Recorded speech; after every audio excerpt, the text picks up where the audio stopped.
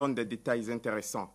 5 suspects déférés hier, dont une ex-femme du disparu que ce dernier a vue depuis au moins 2 ans, affiche le quotidien comme première nouvelle de sa une.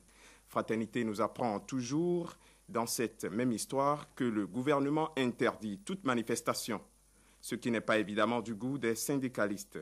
Pascal Todjinou, Gaston Azoua et Laurent Métoyon ont vivement dénoncé cette mesure dans les colonnes du journal.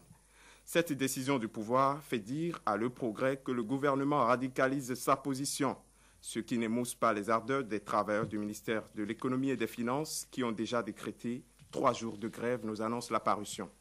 Danivo est vivant selon 3 points de suspension, ironise le Béninois libéré, qui croit savoir tout sur le deal qu'il y a eu entre le gouvernement et le charlatan Kossi Alofa. L'autopsie du corps retrouvé à Homé est catégoriquement refusée par la famille de Danivo, affirme le journal L'Aurore, qui ajoute qu'ainsi, les parents du disparu font le jeu de l'opposition. Comme Danivo, le ministre Koupaki fait encore parler de lui ce matin dans les journaux après son entrée sur la scène politique. C'était dimanche dernier.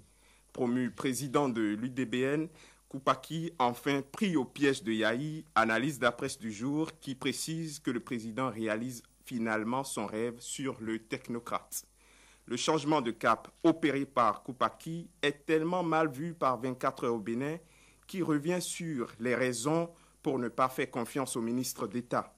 Pour se justifier, mon confrère soutient que Koupaki travaille toujours pour Yahi et que son parti ne propose rien de nouveau. Pour rester sur la même ligne et comme pour copier un peu le titre d'un roman bien connu, le gongonneur affiche en manchette l'aventure ambiguë d'un ministre d'État. Son confrère de la Nouvelle Expression ne partage pas du tout cette lecture. Le quotidien trouve que Koupaki crée la surprise et affole les compteurs électoraux. La parution suppose que la nouvelle position de Pascal Irénée Koupaki constitue une surprise pour les potentiels candidats aux élections de 2011 qui seront obligés de refaire leurs calculs et de revoir leur stratégie. La Nouvelle Tribune semble tellement sûre de cette hypothèse qu'elle nous annonce déjà comment Koupaki forge sa candidature. En détail, le journal expose les actes qui trahissent le discours du ministre.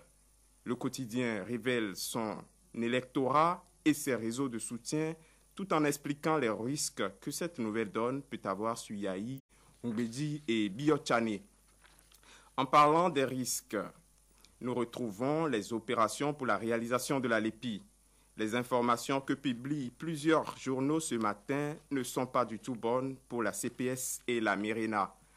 24 heures au Bénin écrit que, pour des raisons de vétusté des appareils et de primes impayées, l'enregistrement des données biométriques est bloqué à Avrankou et à Djara. Les populations sont mécontentes et refusent de sortir, ajoute la publication. L'Inter de renchérit sur un ton alarmiste qu'il y a un nouvel orage dans le ciel de la biométrie. Quant à la presse du jour, elle affirme qu'il y a blocage général dans l'Ouémé au sujet de la LEPI. Les agents de Porto Novo, Avrankou, à Djara ont déposé le tablier depuis hier, titre le journal. La Nouvelle Tribune nous livre avec précision les raisons qui justifient le blocage du processus. Agents non payés depuis le démarrage de l'enregistrement, des kits défectueux et mal paramétrés et des problèmes récurrents d'énergie. Parlons maintenant de la rentrée des classes qui n'a pas de problème d'énergie mais d'inondation. Quelques quotidiens font ici le point. Le journal de service public La Nation renseigne sur la reprise effective des cours dans certaines localités. L'Aurore, de son côté, informe que la formation de remise à niveau des professeurs empêche le démarrage des cours. Le Progrès, lui, a choisi de titrer sur le message de ABT aux enfants béninois lors de cette rentrée des classes que le journal a vu sur fond de polémique. Alors que la reprise des cours au Bénin focalise toutes les attentions, à Abomey, on reprime dans le sang une manifestation des Normaliens, futurs instituteurs. C'est le quotidien Le Gongonneur qui est revenu sur le film de cette répression démesurée ordonnée par le préfet du Zoué des Collines. Un préfet que Sulpice Oscar Baguidi qualifie de récidiviste dans le quotidien Fraternité. Chers amis lecteurs, merci de nous avoir suivis. Rudolf Karl, merci. Excellente journée à vous. Merci à vous tous qui nous suivez à Parakou et partout ailleurs dans le Bénin et dans le monde. À demain. Merci.